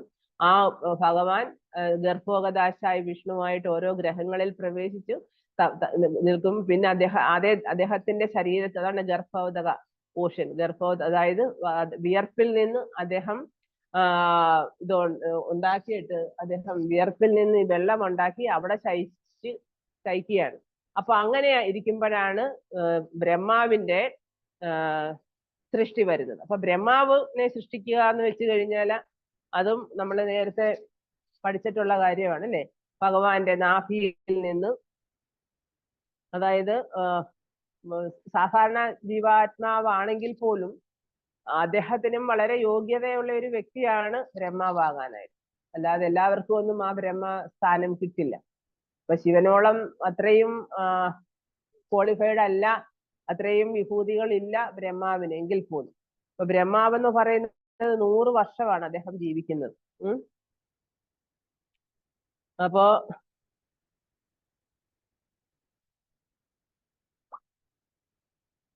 അപ്പൊ ബ്രഹ്മാവിന്, അപ്പൊ നാഭി പത്മനാളത്തിലാണ് ഭൗതിക ലോകങ്ങൾ വിശ്രമിക്കുന്നത്. നമ്മൾ പറയാം 14 ലോകങ്ങൾ മുകളിലോട്ടും 7 ലോകങ്ങൾ മുകളിലോട്ടും 7 ലോകങ്ങൾ താഴേക്കുമാണുള്ളത്. അതായത് അത് ഈ താമരത്തണ്ടിൽ തന്നെയാണ് അത് റെപ്രസെന്റ് ചെയ്യുന്നത്. അതാണ് ഭഗവാന്റെ നാഭിയിൽ നിന്ന് ഒരു താമരത്തണ്ട് പൂ വന്നിട്ട് അതിലാണ് ബ്രഹ്മാവിന്റെ ഉത്ഭവം. അതുകൊണ്ടാണ് ബ്രഹ്മാവിനെ പത്മോത്ഭവൻ എന്നൊക്കെ വിളിക്കുന്നത്. അപ്പം ഇതെല്ലാം ഭഗവാന്റെ ഇച്ഛ അനുസരിച്ചാണ്. അതായത് എപ്പോഴാണ്, അതായത് പ്രളയം വന്നു കഴിയുമ്പോഴാണ്, അതായത് ആദ്യത്തെ പ്രളയം കഴിഞ്ഞിട്ട് പിന്നീടാണ് നേരത്തെ നമ്മൾ പറഞ്ഞത്, അതായത് ക്ഷീരസാഗരത്തിൽ ശയിക്കുന്ന വിഷ്ണു നിത്യാനന്ദരാമൻ. അപ്പൊ ആ ശിരോധാകാശായ വിഷ്ണു എല്ലാ ജീവസത്തകളുടെയും പരമാത്മാവാണ്. അപ്പം അതുപോലെ തന്നെ അദ്ദേഹം പ്രപഞ്ചങ്ങളുടെ പരിപാലകനുമാണ്. അപ്പൊ ആ നാരായണന്റെ നാഭി പത്മനാളത്തിൽ ഭൗതിക ലോകങ്ങൾ വിശ്രമിക്കുന്നു. അവിടെ ആ ലോകങ്ങൾക്കിടയിലാണ് സപ്ത സമുദ്രങ്ങൾ ഉള്ളത്. ഇനിയിപ്പോ അടുത്ത ശ്ലോകത്തിൽ പറയാം ഏതൊക്കെയാണ് ഈ സപ്ത സമുദ്രങ്ങളെന്ന്. താൻഹീരോദീമത്യേ ശ്വേതദീപനാമ പാലയിത വിഷ്ണു താൻ നിജധാമ. അവിടുത്തെ ജഗൽപാലകനായ വിഷ്ണു ഭഗവാന്റെ ധാമമായ ശ്വേതദീപം ക്ഷീരസാഗര മധ്യേ വിളങ്ങുന്നു. അതായത് സിദ്ധാന്ത ശിരോമണി എന്ന ജ്യോതിശാസ്ത്ര ഗ്രന്ഥത്തില് വിവിധ സമുദ്രങ്ങളെ പറ്റി പറയുന്നുണ്ട്. ലവണ, ക്ഷീര, ദധി, സർപ്പി, ഇക്ഷു, സുര, ഉദകം എന്നിങ്ങനെയാണ് സപ്ത സമുദ്രങ്ങൾ. എന്ന് വെച്ച് കഴിഞ്ഞാല് ഈ ഏതൊക്കെയാന്ന് വെച്ചാൽ ഉപ്പുവെള്ളം, ഇപ്പം നമ്മൾ അതിനെ ഓരോ സമുദ്രങ്ങളാണ് അതെല്ലാം. ഉപ്പുവെള്ളം നിറഞ്ഞ സമുദ്രം, പാല്, തൈരിന്റെ സമുദ്രം, നെയ്യ് സമുദ്രം, കരിമ്പ് നീരിന്റെ സമുദ്രം, മദ്യത്തിന്റെ സമുദ്രം, മധുരജലം നിറഞ്ഞ സമുദ്രം. പിന്നെ അതുപോലെ തന്നെ ഈ ദക്ഷിണഭാഗത്ത് ഉപ്പു സമുദ്രത്തിന്റെ ദക്ഷിണഭാഗത്തായി ശിരോഗദശായി വിഷ്ണു വസിക്കുന്ന ക്ഷീരസാഗരം, അവിടെ ബ്രഹ്മാദി ദേവന്മാരാൽ ഭഗവാൻ ആരാധിക്കപ്പെടുന്നു എന്നാണ്. അപ്പൊ നമ്മള് ഭഗവാന്റെ ഈ പല വിഷ്ണു രൂപങ്ങളെ കുറിച്ച്, പുരുഷാവതാരങ്ങളാണ് ഇതെല്ലാം. അതായത് കാരണഗതാശായ വിഷ്ണു, ഗർഭോഗദാശായ വിഷ്ണു, ശിരോഗദാശായ വിഷ്ണു. അപ്പൊ ഈ ആദ്യം പറഞ്ഞത് ഉപ്പുവെള്ളം നിറഞ്ഞ സമുദ്രത്തെ കുറിച്ചാണ്. അപ്പം വിഷ്ണു ഈ ഭഗവാന്റെ പലതരത്തിലുള്ള ഈ ഈ പിന്നെ എന്താ പറയാ ഓരോ സമുദ്രത്തിലെയും കടന്നിട്ട് അതിന്റെ ഒരു സൈഡിലായിട്ട് ദക്ഷിണ ഭാഗത്തായിട്ടാണ് ശിരോഗദാശായി വിഷ്ണു വസിക്കുന്ന ക്ഷീരസാഗരം. അപ്പൊ അവിടെ ഇപ്പൊ ഭഗവാൻ ഇങ്ങനെ കാരണജലത്തിലായാലും ക്ഷീരസാഗരത്തിലായാലും പണ്ടൊരിക്കൽ ചൈതന്യ മഹാപ്രഭു അദ്വൈതാചാര്യയോട് പറയാണ്, ക്ഷീരസാഗരത്തിൽ കിടന്ന് അവിടെ സുഖമായിട്ട് യോഗനിദ്രയിൽ കിടന്ന് എന്നെ നീ എന്തിനാണ് ഈ ഭൗതിക ലോകത്തിലേക്ക് കൊണ്ടുവന്നത്? കാരണം ഒരിക്കൽ ഈ അദ്വൈതാചാര്യയുടെ അടുത്ത് എപ്പോഴും അദ്ദേഹം കുറച്ചുകൂടെ മുതിർന്ന വ്യക്തി ആയതുകൊണ്ട് ചൈതന്യ മഹാപ്രഭു എപ്പോഴും പോയി പാദം തൊട്ട് നമസ്കരിക്കുകയായിരുന്നു. അപ്പൊ അത് അദ്വൈതാചാര്യക്ക് ഭയങ്കര വിഷമം ഉണ്ടാക്കുന്ന കാര്യമാണ്. അദ്ദേഹം അന്നേരം ഓടും. പക്ഷെ എന്നാലും ചൈതന്യ മഹാപ്രഭു ഓടിച്ചിട്ട് പിടിച്ച് പാദത്തെ തൊട്ട് തൊഴുമായിരുന്നു. അപ്പൊ ഒരു ദിവസം അദ്ദേഹത്തിന് മനസ്സിലായി, എന്തെങ്കിലും കാരണം പറഞ്ഞ് എനിക്ക് വഴക്ക് കിട്ടണം, ചൈതന്യ മഹാപ്രഭുവിന്റെ കയ്യിൽ നിന്ന് എനിക്ക് വഴക്ക് കിട്ടണമെന്ന് വിചാരിച്ചു. അപ്പൊ അദ്ദേഹം അതായത് യോഗാവിഷ്ട എന്ന് പറഞ്ഞ അതായത് ഈ പിന്നെ അദ്വൈതവാദികൾ പഠിക്കുന്ന യോഗ വസിഷ്ഠ. അപ്പൊ ഈ അദ്വൈത അതായത് അദ്വൈത പഠിക്കുന്ന മായാവാദികള് പഠിക്കുന്ന ഒരു യോഗ വിദ്യയാണ്, കാരണം യോഗ വസിഷ്ഠ എന്ന് പറയും. അപ്പൊ അത് ചൈതന്യ മഹാപ്രഭു കയറി വരുമ്പോഴാ ഇദ്ദേഹം മനഃപൂർവ്വം അവിടെ നിന്ന് ആൾക്കാരോട് പറഞ്ഞു, അതായത് എല്ലാത്തിന്റെയും ആധാരം എന്ന് പറയുന്നത് ബ്രഹ്മജ്യോതിയാണ്.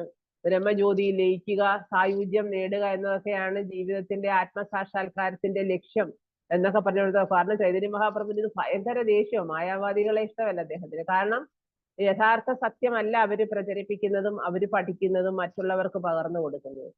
അപ്പൊ അദ്ദേഹത്തിന് ഭയങ്കര ദേഷ്യം വന്നിട്ട് ഓടി വന്ന് ഈ അദ്വൈതാചാര്യെ കാലെ പിടിച്ച് താഴെ ഇട്ടിട്ട് ചവിട്ടുകയൊക്കെ ചെയ്തു. അപ്പോഴത്തേക്ക് സീതാ താക്കുറാണി ഓടി വരും. സീതാ താക്കുറാണി എന്ന് പറഞ്ഞ അദ്വൈതാചാര്യയുടെ പത്നിയുടെ പേരാണ് സീതാ താക്കുറാണി.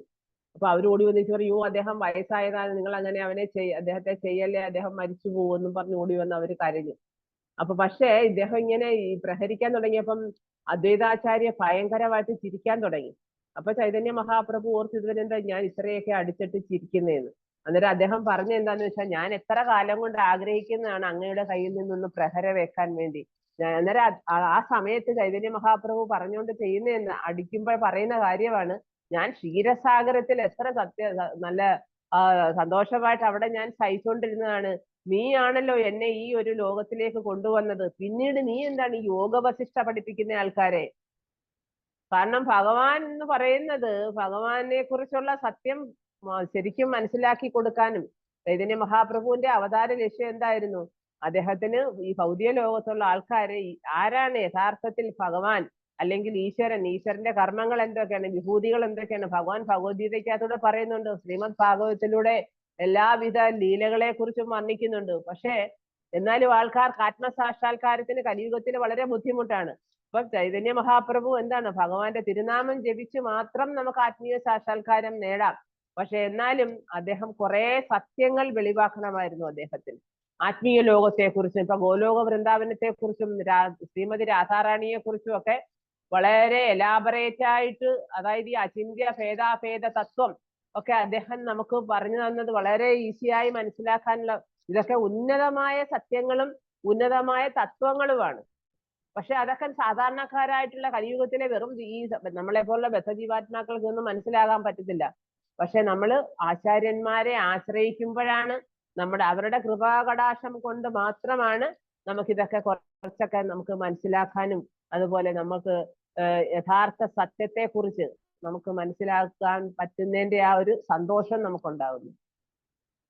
അല്ലാതെ നമ്മൾ ഇതുവരെയും നമ്മുടെ ഇന്നത്തെ ലോകത്ത് പൊതുവായിട്ട് ആൾക്കാരെല്ലാം മായയുടെ പിടിയിലായതുകൊണ്ട് യഥാർത്ഥ സത്യം എന്താണ്, ഈശ്വരൻ ആരാണ്, ഈശ്വരനെ കുറിച്ചുള്ള സങ്കല്പം വളരെ വ്യത്യസ്തമായ രീതിയിലാണ് ആൾക്കാർ അവര് പ്രചരിപ്പിക്കുന്നതും അവര് ഫോളോ ചെയ്യുന്നതും മറ്റുള്ളവർക്ക് പകർന്നു കൊടുക്കുന്നതും എല്ലാം വളരെ വ്യത്യസ്തമായ രീതിയിലാണ്. ഇപ്പൊ ചൈതന്യ മഹാപ്രഭു വന്നു കഴിഞ്ഞാണ് അദ്ദേഹത്തിന്റെ കാലം അത്രയും 48 വർഷത്തോളം അദ്ദേഹം ഭൗതിക ലോകത്ത് ഉണ്ടായിരുന്നു.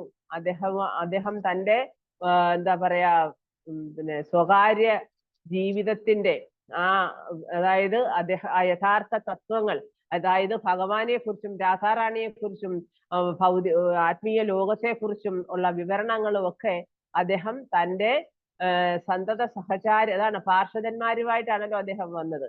അപ്പൊ അവരുമായിട്ട് ഡിസ്കസ് ചെയ്തത് അവരിൽ കുറച്ചുപേരെങ്കിലും അതായത് സ്വരൂപ ദാമോദര ഗോസ്വാമി അദ്ദേഹത്തിന്റെ ഡയറി കുറിപ്പുകളിൽ നിന്നൊക്കെയാണ് കൃഷ്ണദാസ കവിരാജ ഗോസ്വാമി ഇതൊക്കെ നമുക്ക് റിവീൽ ചെയ്ത് തന്നിരിക്കുന്നത്. അപ്പൊ അല്ലാതെ നമുക്ക് ഈ ശരിയായ ശാസ്ത്രം അല്ലെങ്കിൽ ഈ ശരിയായിട്ടുള്ള ആത്മീയ ലോകത്തിന്റെ വിവരണം, ഗോലോക വൃന്ദാവനത്തെ കുറിച്ചുള്ള വിവരണം ഒന്നും നമുക്കൊന്നും മനസ്സിലാകാനുള്ള യോഗ്യത പോലും ഇല്ലാത്തവരാണ്.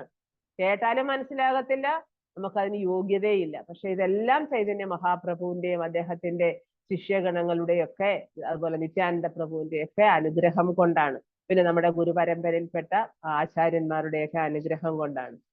അപ്പൊ അതാണ്. അപ്പം ഈ ക്ഷീരസാഗരത്തിൽ വസിക്കുന്ന, അതാ ഞാൻ പറഞ്ഞു വന്ന ചൈതന്യ മഹാപ്രഭുവിന്റെ കാര്യം വീണ്ടും പറയാൻ കാരണം അതാണ്. ക്ഷീരസാഗരത്തിൽ വസിക്കുന്ന ഭഗവാനാണ്. അദ്ദേഹം ഭൗതിക ലോകത്ത് അവിടുന്ന് ഇറങ്ങി വരുന്ന എന്തിനു വേണ്ടിയാണ്? അതായത് ബ്രഹ്മാദി ദേവന്മാരാലാണ് ആയിട്ട് അദ്ദേഹം അവിടെ ചെന്ന് എന്തെങ്കിലും ഭൗതിക ലോകത്ത് പ്രശ്നങ്ങൾ ഉണ്ടെങ്കിൽ പറയും. പക്ഷെ ഈ കലിയുഗത്തില് ഭഗവാൻ വന്നത് എങ്ങനെയാണ്? നമ്മൾ നേരത്തെ പഠിച്ചു, രഹസ്യ കാരണങ്ങളും ബാഹ്യ കാരണങ്ങളും ഒക്കെ പഠിച്ചു ചൈതന്യ മഹാപ്രഭുവിന്റെ അവതാരത്തെ കുറിച്ച്. പിന്നെ അദ്വൈതാചാര്യ എല്ലാ ദിവസവും അദ്ദേഹം സാലഗ്രാമം കൊണ്ടുപോയി ഗംഗാജലമൊഴിച്ച് കുളിപ്പിച്ച് തുളസി ദളം അർപ്പിച്ച് കരഞ്ഞു ഭഗവാനോട് പ്രാർത്ഥിക്കുമായിരുന്നു. ഭഗവാനെ അങ്ങ് ഈ ഭൂമിയിൽ വന്നേ പറ്റൂ. കാരണം എന്ന് വെച്ചാൽ ഞാൻ നോക്കിയിട്ട് ഈ ഭൗതിക ലോകത്തിലെ ഒരു ഒറ്റ ജീവാത്മാക്കൾക്ക് പോലും ആത്മസാക്ഷാത്കാരത്തിന് താല്പര്യമില്ലാത്തവരാണ്. അവരെന്തിന്റെയൊക്കെയോ പുറകെ ഇങ്ങനെ ഓടുകയാണ്. അവർക്ക് പോലും അറിയില്ല, അവര് മായയുടെ പിടിയിൽ കിടന്നിട്ട് അവര് എന്താ പറയാ മായയുടെ പിടിയിൽ അമർന്നിട്ട് അവർക്ക് ഒന്നും ചെയ്യാൻ അറിയാൻ വയ്യാതെ, അവർക്ക് എന്ത് ചെയ്യണം, ജീവിതത്തിന്റെ ലക്ഷ്യം എന്താണെന്നൊന്നും അറിയാതെ എന്റെയൊക്കെയോ പിന്നിൽ സന്തോഷത്തിന് വേണ്ടി പരക്കം പായുകയാണ്. യഥാർത്ഥ സന്തോഷം എന്താണെന്ന് അവർക്കറിയില്ല, അത് എവിടെ കിട്ടുമെന്ന് അവർക്കറിയില്ല. അപ്പൊ അതങ്ങനെയൊക്കെ അദ്ദേഹം കരഞ്ഞു പ്രാർത്ഥിച്ചാണ് വന്നത്. അപ്പൊ അങ്ങനെ അന്നേരമാണ് അദ്ദേഹം പിന്നീട് ഒരു ദിവസം അപ്പൊ അദ്ദേഹത്തിന് ഈ ഒരു ലീല ചെയ്തത്. എന്ത്? യോഗ വസിഷ്ഠ അത് പഠിപ്പിച്ച കേട്ടുകൊണ്ടാണ് ചൈതന്യ മഹാപ്രഭു അദ്ദേഹത്തെ പ്രഹരിച്ചത്. അതാണ് ക്ഷീരസാഗരം. അപ്പൊ അതുപോലെ തന്നെ ഭൗതിക ലോകത്ത് എന്തെങ്കിലുമൊക്കെ പ്രശ്നങ്ങൾ ഉണ്ടാവുകയാണെങ്കിൽ ദേവന്മാരും ബ്രഹ്മവും എല്ലാം കൂടെ ചെന്നിട്ട് അദ്ദേഹത്തോട് പ്രാർത്ഥിക്കും. പുരുഷ സൂക്തമൊക്കെ പാടി പ്രാർത്ഥിച്ച് അദ്ദേഹത്തെ സന്തോഷിപ്പിച്ചിട്ടാണ് ഭൗതിക ലോകത്ത് ഇങ്ങനെയൊക്കെയുള്ള പ്രശ്നങ്ങളുണ്ട്, അങ്ങ് വരണം, അങ്ങ് വന്ന് ഇതെല്ലാം പരിഹരിക്കണം, അങ്ങയെ കൊണ്ട് മാത്രമേ ഇതിനെയൊക്കെ പരിഹാരം കാണാൻ പറ്റൂ എന്ന് അവര് റിക്വസ്റ്റ് ചെയ്യുന്നത്. സകല ജീവേരാതിൻഹോ ഹായേ അന്തര്യാമി ജഗത്പാലകാതിൻഹോ ജഗതേര സ്വാമി. അവിടുന്ന് എല്ലാ ജീവന്മാരുടെയും പരമാത്മാവാണ്. ജഗത്പാലകനായ അവിടുന്നാണ് ജഗന്നാഥനും. അപ്പം ഭഗവാനോട് വീണ്ടും പറയുകയാണ്, എന്താ? എല്ലാ ജീവന്മാരുടെയും പരമാത്മാവാണ് അല്ലെ.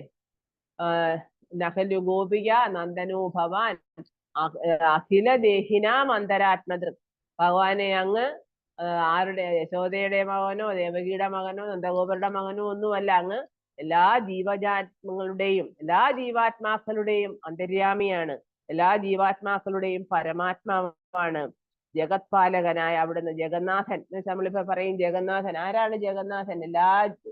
ഈ ഭൗതിക ലോകത്തിന്റെയും ആത്മീയ ലോകത്തിന്റെ എല്ലാം നാഥൻ, പതി, അതാണ് ധരാംപതി, ലോകപതി, ശ്രീയാംപതി. ഇതെല്ലാം ആരാണ്? ഭഗവാനാണ്, യജ്ഞപതി. അപ്പൊ ഇതെല്ലാം, പതി എന്ന് വെച്ചാൽ ഭർത്താവ് എന്നാണ് ഒരർത്ഥം.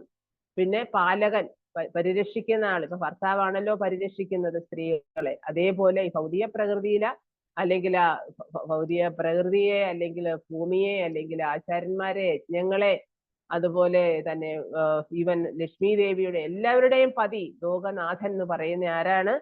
ഭഗവാനാണ്, ജഗന്നാഥനാണ്. ഈ ജഗത്തിന്റെ നാഥനാണ് ഭഗവാൻ.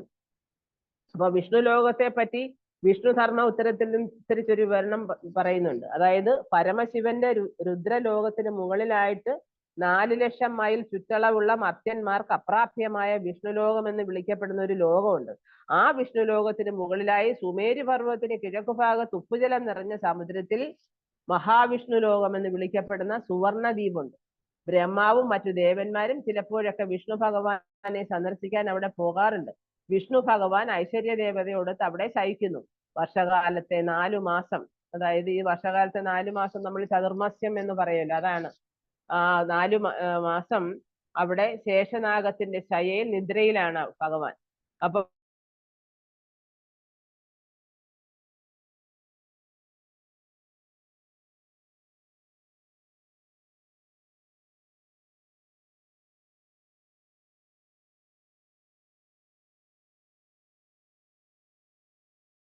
ഭഗവാൻ ലക്ഷ്മി സമേതനായി വിരാജിക്കുന്നത് കാണാൻ കഴിയും. വിഷ്ണുവിന്റെ ആ രൂപവും വർഷകാലത്ത് 4 മാസം നിദ്ര ആസ്വദിക്കും. ക്ഷീരസാഗരത്തിലെ ശ്വേതദ്വീപ് സ്ഥിതി ചെയ്യുന്നത് ലവണ സമുദ്രത്തിന് തൊട്ട് തെക്ക് ഭാഗത്താണ്. അപ്പൊ നമ്മളിപ്പം ലവണ സമുദ്രം, അതുപോലെ തന്നെ ഉപ്പ് സമുദ്രം, അതുപോലെ ക്ഷീരസാഗരം, ഇതെല്ലാം നമ്മൾ പറഞ്ഞല്ലോ. അപ്പൊ അതുകൊണ്ടാണ്, അപ്പൊ അതിനെ ചുറ്റിപ്പറ്റി ആണ് ഓരോ വിഷ്ണു ലോകങ്ങളും സ്ഥിതി ചെയ്യുന്നത് പറയുകയാണ്. അപ്പം ഈ ക്ഷീരസാഗരത്തിലെ ശ്വേതദ്വീപ് സ്ഥിതി ചെയ്യുന്നത് ലവണ സമുദ്രത്തിന് തൊട്ട് തെക്ക് ഭാഗത്ത്. ശ്വേതദ്വീപിന്റെ വിസ്തൃതി എന്ന് പറയുന്നത് 2,00,000 ചതുരശ്ര മൈലുകളാണ്. മനോഹരമായ ഈ അതീന്ദ്രിയ ദ്വീപ് വിഷ്ണു ഭഗവാനെയും സ്വപത്നിയെയും സന്തോഷിപ്പിക്കുന്നതിനായി കൽപ്പവൃക്ഷങ്ങളാൽ അലങ്കരിക്കപ്പെട്ടിരിക്കുന്നു. ശ്വേതദ്വീപിനെ കുറിച്ചുള്ള പരാമർശം ബ്രഹ്മാണ്ഡ പുരാണത്തിലും വിഷ്ണു പുരാണത്തിലും മഹാഭാരതത്തിലും പത്മപുരാണത്തിലും ഉണ്ട്. അതുപോലെ തന്നെ നമ്മള് പിന്നെ ബ്രഹ്മസംഹിതയിലും പറയുന്നുണ്ട് അല്ലേ, ശ്വേതാദ്വീപം തമഹമിഹ ഗോലോകം വിതീയം വിദന്തസ്തേ സന്താഷിതി വിരാളചാര കതീപയെ എന്ന് പറയുന്നുണ്ട്. അതായത് ശ്വേതദ്വീപ പദോചിത്തം ശുദ്ധേ ധർമ്മമയേമയി ധാരയൻ ശ്വേതതാം യാതി ഷഡ് ഊർമി മഹിന്ദോ തരഹ. എന്റെ പ്രിയപ്പെട്ട ഉദ്ധവനോട് പറഞ്ഞു കൊടുക്കുന്നുണ്ട്. ഭഗവാന്റെ 11ാമത്തെ അധ്യായത്തില് ഉദ്ധവഗീതത്തിനകത്ത് ഉദ്ധവനോട് പറയുന്നുണ്ടോ, ശ്വേതദ്വീപിലെ ദിവ്യമായ വിഷ്ണു രൂപം എനിക്ക് തുല്യമാണെന്ന് മനസ്സിലാക്കണം. അപ്പൊ നമ്മള് വിഷ്ണു രൂപവും കൃഷ്ണരൂപവും തമ്മിലെ വ്യത്യാസം ഒന്നുമേ ഇല്ല. വിഷ്ണു ആയാലും ഇപ്പൊ വിഷ്ണുവിന്റെ ഉറവിടം കൃഷ്ണനാണെന്ന് നമ്മൾ പറയുന്നെങ്കിലും എല്ലാത്തിന്റെ ആധാരം ഒന്ന് തന്നെയാണ്. മനസ്സിലായോ, മൂലസ്വരൂപം എന്ന് പറയുന്നത്. അപ്പം ശ്വേതദ്വീപിലെ ഈ ഭഗവാനെ ഹൃദയത്തിൽ സ്ഥാപിക്കുന്ന ഏതൊരുവനും 6 ഭൗതിക ക്ലേശങ്ങളായ വിശപ്പ്, ദാഹം, ജനനം, മരണം, ശോകം, വ്യാമോഹം ഇവകളെ മറികടക്കാൻ കഴിയും. അങ്ങനെ സ്വരൂപാവസ്ഥയെ വീണ്ടെടുക്കുക. അപ്പൊ നമ്മള് ഭൗതിക ലോകത്തെ എല്ലാവിധ കൽമഷങ്ങളും മാറി, വിശേഷിച്ച് ഈ കലിയുഗത്തില് നമ്മളെ എല്ലാവിധ കൽമഷങ്ങളും മാറാനായിട്ട് ഭഗവാന്റെ തിരുനാമം ജപിക്കുകയും ഭൗതിക ലോകവുമായിട്ട് ഈ ഭഗവാനും അതുപോലെ ഈ പറഞ്ഞ ദ്വീപുകൾക്കോ അല്ലെങ്കിൽ ഭഗവാന്റെ ധാമത്തിനോ ഒന്നും യാതൊരു ബന്ധവുമില്ല. ഭൗതിക ലോകം ഭഗവാന്റെ ഇച്ഛ അനുസരിച്ച് ഒന്ന് സൃഷ്ടിക്കപ്പെട്ടു. അവിടെ കുറെ ജീവാത്മാക്കളും സൃഷ്ടിക്കപ്പെട്ടു. അതെല്ലാം പൂർവ്വജന്മത്തിന്റെ സുഹൃതവും അല്ലെങ്കിൽ ദുഷ്കൃതവും അനുസരിച്ച് ഓരോരോ ശരീരങ്ങൾ സ്വീകരിച്ച് ഓരോ ജീവാത്മാവും ഭൗതിക ലോകത്ത് വന്നു അവനവന്റെ ദുഃഖങ്ങളെയും സുഖങ്ങളെയും ഏറ്റുവാങ്ങി ജീവിക്കുന്നു. പക്ഷേ നമ്മള് ഈ പിന്നെ ഈ ജീവിതത്തില് ഏതെങ്കിലും ഒരു, അതായത് നമ്മൾ നേരത്തെ പഠിച്ചത്, അതായത് ഗുരു കൃഷ്ണ പ്രസാദേ പായ ഭക്തിലത ബീജ ബ്രഹ്മാണ്ഡ പ്രമിതേ ഭാഗ്യവാൻ. പിന്നെ നമ്മൾ ഈ ഭൗതിക ലോകത്ത് വന്നു കഴിഞ്ഞ് സൃഷ്ടി നടന്നു കഴിഞ്ഞ് ഭൗതിക ലോകത്ത് വരുമ്പോ അവനവന്റെ കർമ്മങ്ങൾക്കനുസരിച്ച് അവന്റെ ഇച്ഛയനുസരിച്ചും അവന്റെ ആഗ്രഹങ്ങൾക്കനുസരിച്ചും ഓരോ പ്രവർത്തികൾ ചെയ്യുന്നു.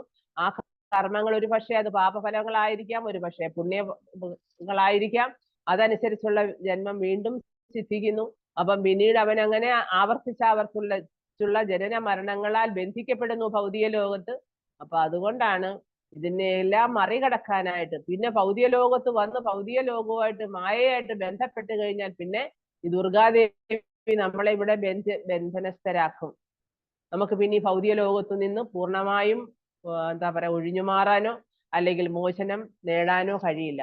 അപ്പൊ അങ്ങനെ നമ്മൾ പല ലോകങ്ങളിലായിട്ട് സഞ്ചരിക്കും. ബ്രഹ്മാണ്ഡ പ്രമിതേ കോന ഭാഗ്യവാൻ ദീവ ഗുരു കൃഷ്ണ പ്രസാദേ പായ ഭക്തിലത ബീജ. അതായത് അങ്ങനെ ഈ പല ലോകങ്ങളിലായിട്ട്, സ്വർഗലോകത്തിലാവട്ടെ അധോലോകത്തിലാവട്ടെ, അവനവന്റെ കർമ്മങ്ങൾക്കനുസരിച്ച് നമ്മൾ പല പ്രാവശ്യം പല ജന്മങ്ങൾ, കോടിക്കണക്കിന് ജന്മങ്ങൾ നമ്മൾ ഇവിടെ എല്ലാം ഭ്രമിച്ച് നടന്നതിന് ശേഷം ഒരു ഭാഗ്യവാനായിട്ടുള്ള ഒരു വ്യക്തിക്ക്, ഒരു ജീവാത്മാവിന് ഗുരു കൃപാ കടാക്ഷത്താൽ അവന് ഭക്തിലത ബീജം ഗുരു നിക്ഷേപിക്കും. ഗുരു കൃഷ്ണ പ്രസാദേ പായ ഭക്തി ലതീയ. അപ്പൊ അങ്ങനെയാണ് ആ ഭക്തി ലതയുടെ ബീജത്തിന്റെ ആ ഗുരുവിന്റെ പ്രസാദം കൊണ്ട് ഒരാളിന് അത് കിട്ടിക്കഴിഞ്ഞാൽ, ഭക്തിലത കിട്ടിക്കഴിഞ്ഞാൽ നമുക്കെല്ലാം പിന്നീട് അപ്പൊ അതേപോലെ ഭഗവാൻ അപ്പൊ ഭൗതിക ലോകത്തിലെ വിശേഷിച്ച് കലിയുഗത്തിലെ ആൾക്കാരോടൊരു പ്രത്യേക മമതയുണ്ട്. അപ്പൊ അതുകൊണ്ടാണ് ഭഗവാൻ ആചാര്യന്മാരെ വിടുന്നതും നമുക്ക് തിരുനാമം ജപിച്ച് മറ്റുള്ള യുഗങ്ങളെക്കാട്ടിലൊക്കെ ഈസിയായിട്ട് ഈ ഭൗതിക ലോകത്ത് നിന്ന് നമുക്ക് രക്ഷപ്പെടാനുള്ള ഒരു മാർഗം ശ്രീ ചൈതന്യ മഹാപ്രഭു ഭഗവാൻ സ്വയം രാധാഭാവത്തിൽ അവതരിച്ച ഭഗവാൻ ശ്രീ ചൈതന്യ മഹാപ്രഭു നമുക്ക് കാട്ടിത്തന്നത്. അപ്പൊ അതിനെ അവലംബിച്ചാണ് ഇന്ന് കൃഷ്ണാവബോധം മുന്നോട്ട് പോകുന്നതും ശ്രീ ചൈതന്യ മഹാപ്രഭുവിന്റെ തത്വങ്ങളെ ആസ്പദമാക്കിയാണ്. അപ്പൊ നമ്മൾക്ക് അതെല്ലാം പഠിക്കാനും അതിന്റെ തത്വങ്ങളെ നമ്മുടെ ജീവിതത്തിൽ പകർത്തി അതനുസരിച്ച് നമ്മുടെ ജീവിതത്തെ എന്താ പറയാ പരിപുഷ്ടിപ്പെടുത്താനും, അതുപോലെ നമ്മുടെ ജീവിത ലക്ഷ്യമായ ഭഗവത് സന്നിധി, അതായത് ഭഗവത് ധാമം പോവുക എന്നുള്ള ആ ഒരു ലക്ഷ്യം നിറവേറ്റാനും ഒക്കെയായിട്ട് ഉപകരിക്കുന്നതാണ് ഈ ശ്രീ ചൈതന്യ ചരിതാമൃതവും തിരുനാമ ജപവും ശ്രീ ചൈതന്യ ഭഗവാന്റെ അദ്ദേഹത്തിന്റെ അസോസിയേറ്റ്സിനെ, അതായത് പഞ്ചതത്വ ഭഗവാനെയൊക്കെ ആരാധിക്കുക എന്ന് പറയുന്നത്. അപ്പൊ അതൊക്കെ നമ്മൾ വളരെ നിഷ്കർഷയോടുകൂടി ചെയ്തു കഴിഞ്ഞാൽ തീർച്ചയായിട്ടും ആചാര്യന്മാരുടെയും ഭഗവാന്റെയും പഞ്ചതത്വത്തിന്റെയും ഒക്കെ അനുഗ്രഹം, പ്രത്യേകിച്ച് രാധാറാണിയുടെ അനുഗ്രഹം കൂടുതൽ ഉണ്ടാകാനും, അപ്പൊ അതുകൊണ്ടാണ് കൃഷ്ണാവബോധം ഇന്ന് ഇത്രയും പുരോഗതി പ്രാപിക്കുന്നതും. ദിവസം കഴിയുന്തോറും പ്രീച്ചിങ് ആയാലും നമ്മൾ എപ്പോഴും മറ്റുള്ളവരെ കൂടെ ഇത് പറഞ്ഞു മനസ്സിലാക്കി നാമം ജപിപ്പിച്ചു ഒക്കെ നമ്മൾ അവരെ കൂടെ ഈ കൃഷ്ണാവബോധത്തിൽ കൂടുതൽ കൂടുതൽ അവരെ ഉത്ബുദ്ധരാക്കിയാൽ ഒരുപാട് ആൾക്കാർക്ക് ഈ ഭൗതിക ലോകത്ത് നിന്നും എന്നേക്കുമായിട്ട് മോചനം നേടുകയും അതുപോലെ ഭഗവാന്റെ ധാമത്തിലേക്ക് തിരിച്ചു പോകാനും സാധ്യമാകും. Hare Krishna. Thank you very much.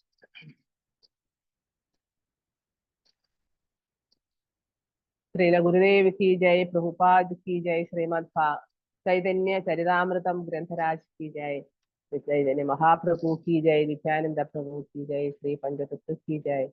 जय गौर प्रेमानंदे. हरि हरि बोल. कृपा सिंधो हेवच पतितानां पावनेभ्यो वैष्णवेभ्यो नमो नमः. अनंत कोटि वैष्णव की जय. हरे कृष्ण. 108 ആണോ 109 വരെയാണോ വായിച്ചേ? സെക്കൻഡ്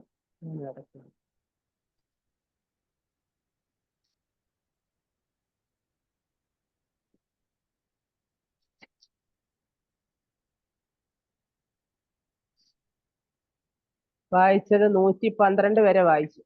112. ഓക്കെ. 113. ഞങ്ങൾ യാത്ര കഴിഞ്ഞിട്ട് ഇന്ന് എത്തി. എല്ലാവർക്കും ഇന്ന് ഭദ്രപൂർണിമയാണ്. എല്ലാ ഭക്തന്മാർക്കും ഭദ്രപൂർണിമ ആശംസകൾ. ആശംസകൾ.